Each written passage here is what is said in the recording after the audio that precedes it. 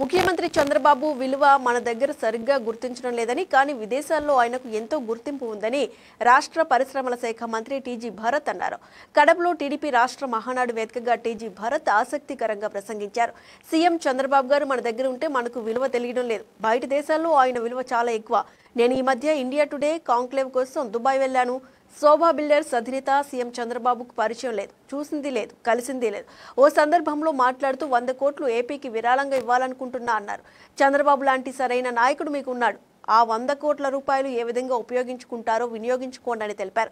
చంద్రబాబు ఏ విధంగా కష్టపడుతున్నారో మనందరికీ తెలియాలి. కష్టపడే లీడర్ మనకు ఉన్నారు. దీనిని మనం సద్వినియోగం చేసుకోవాలి అని టీజీ భరత్ పేర్కొన్నారు. 175 నియోజకవర్గాల్లో ఎంఎస్ఎంఈ పార్కులు ఏర్పాటు చేయబోతున్నాం. ఇప్పటికే 11 ప్రారంభించాం. 39 పార్కులకు ఫౌండేషన్ వేశాం. 20 లక్షల ఉద్యోగాలు సాధించే దిశగా పనిచేస్తున్నాం. కాస్త ఓపికతో ఉండండి. ఖచ్చితంగా ఈ 5 ఏళ్లలో 20 లక్షల ఉద్యోగాలు ఇచ్చి తీరుతామని టీజీ భరత్ వివరించారు. దుబాయ్కి పోయినానండి. అక్కడ ఒక ఉదాహరణ చెప్పాలండి.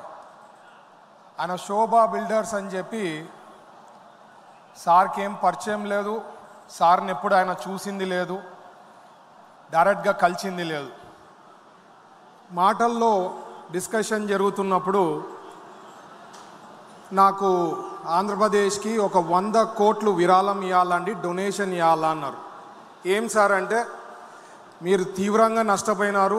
చంద్రబాబు గారు లాంటి లీడర్షిప్, అట్లాంటి ముఖ్యమంత్రి is very very important leader. 100 కోట్లు నేను విరాళం ఇస్తాం. మీరు సార్ని అడిగి ఏ రకంగా డెవలప్ చేసేదానికి, పెట్టుబడులు పెట్టేదానికి ఫ్రీగా 100 crores ఇన్ అమరావతి చేస్తానని చెప్పి నాకు చెప్పడం జరిగిందండి.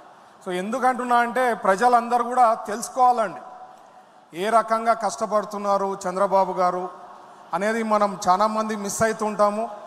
మనము క్యాడర్ అనుకోండి, లేకపోతే లీడర్స్ అనుకోండి,